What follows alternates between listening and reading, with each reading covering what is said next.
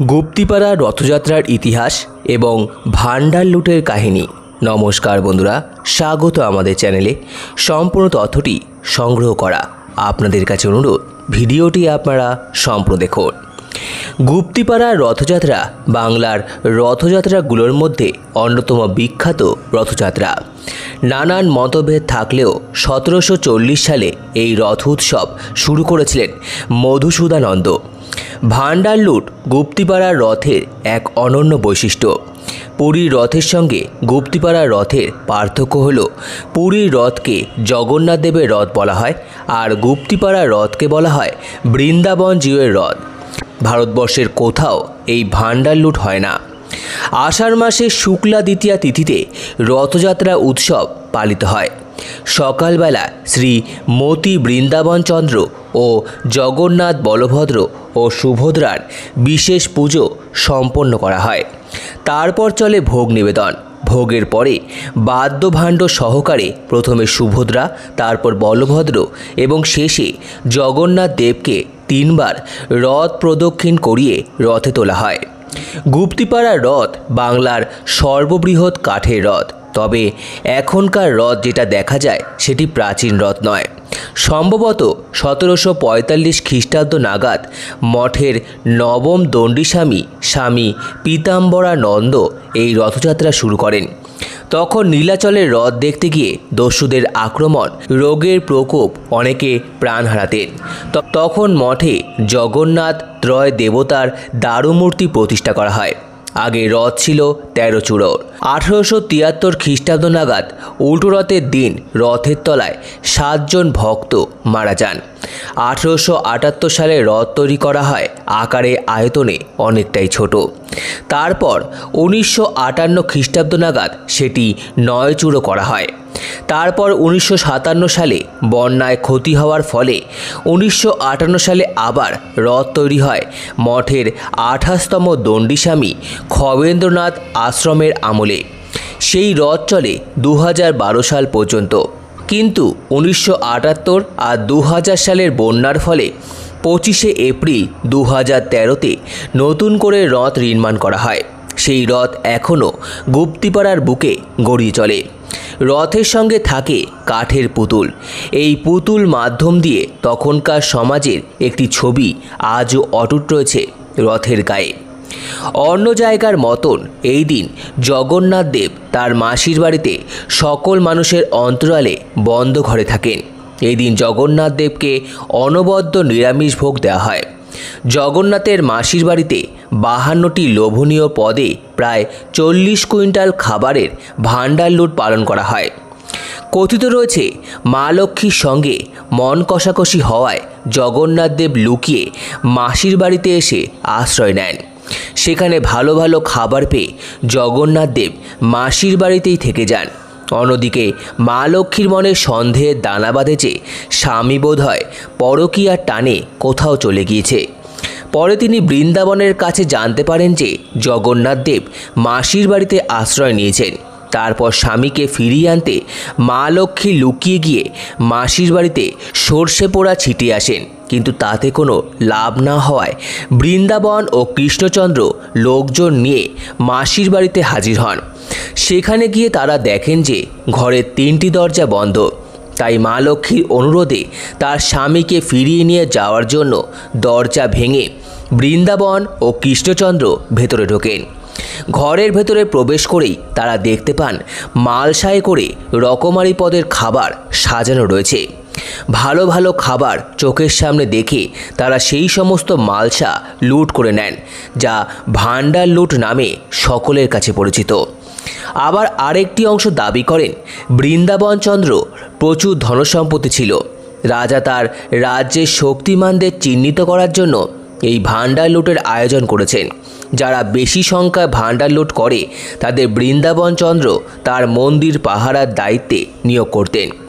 তবে প্রথা চালুর কারণ নিয়ে দ্বিমত থাকলেও প্রাচীন সেই রীতি মেনে এখনও প্রতি বছর উল্টো রথের আগের দিন মাসির বাড়ির মন্দিরের 3টি দরজা একসঙ্গে খোলা হয়।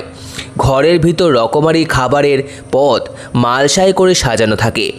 দরজা খোলার পর সেই প্রসাদ নেওয়ার জন্য মানুষের মধ্যে হুড়োহুড়ি শুরু হয়ে যায়।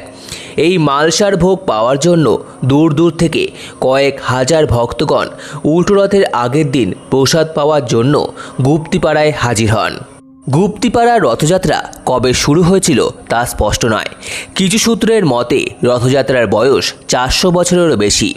আবার অন্য এক উৎস অনুসারে রথযাত্রা 1735 থেকে 1740-এর মধ্যে কোনো এক সময় শুরু হয়। আরেকটি তথ্য অনুসারে শ্রী শ্রী বৃন্দাবনচন্দ্র জিউ মঠের স্বামী মধুসূদানন্দ 1740 সালে রথযাত্রা শুরু করেন।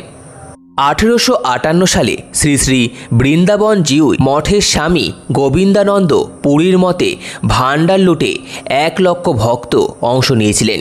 1873 সালে শ্রী শ্রী বৃন্দাবনচন্দ্র জিউয়ের দণ্ডী স্বামী স্বামী পৃথানন্দ এক দুর্ঘটনায় রথযাত্রা চলাকালীন চালিত হয়েছিল। এই ঘটনার পরে রথের শিখার সংখ্যা 13 থেকে কমিয়ে 9 করা হয়। বর্তমান রথ বা রথটি একটি কাঠের নবরত্ন মন্দিরের 9টি শিখরযুক্ত। রথের কাঠামোটি সরিয়া রোবস্টা কাঠের তৈরি। রথের বর্গক্ষেত্রে রয়েছে যার আকার 34 ফুট বাই 34 ফুট। একটি 4 তলা বিশিষ্ট উচ্চতা 3 ফুট ভ্যাচেলিয়া নাইলোটিকা শক্ত কাঠের তৈরি 16টি চাকা দিয়ে রথ লাগানো হয়েছে।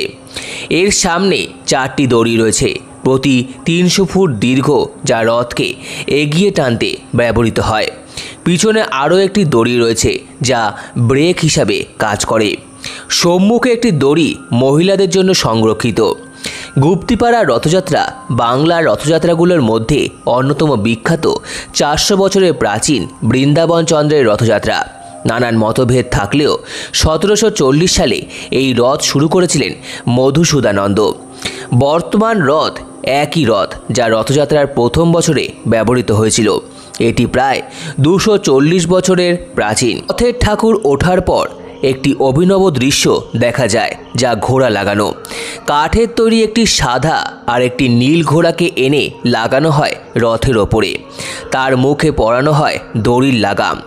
জনতার মুখে শোনা যায় যে সাদা ঘোড়া শান্ত আর নীল ঘোড়া উগ্র স্বভাবের। ঘোড়ার সারথিও থাকে যে ঘোড়াগুলোকে নিয়ন্ত্রণ করে।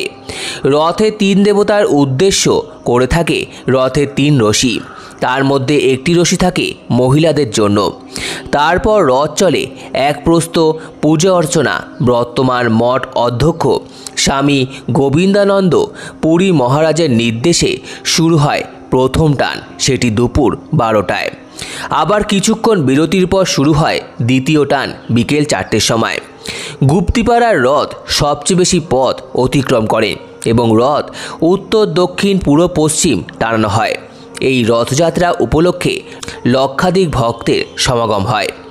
ভান্ডার লুটের জন্য গোবিন্দভোগ চালের খিচুড়ি, বেগুন ভাজা, কুমড়ো ভাজা, ছানার রসা, পায়েসের ক্ষীর, ফ্রাইড রাইস, মালপোয়া, সন্দেশ ও রাবড়ি সহ মোট 52টি পদ খাবারের সহ প্রায় 550টি মালসা তৈরি করা হয়। প্রতিটি মালসায় প্রায় 5 থেকে 8 কেজি খাবার থাকে। এই কর্মযজ্ঞের জন্য 10 জন রাঁধুনি এবং 10 জন সেবায়িত সহ মোট 20 জন রান্নার কাজ করেন। নিয়ম মেনে দুপুর 2টোর আগেই সমস্ত খাবার তৈরি করে মালসায় সাজিয়ে মাসির বাড়িতে রাখা হয়।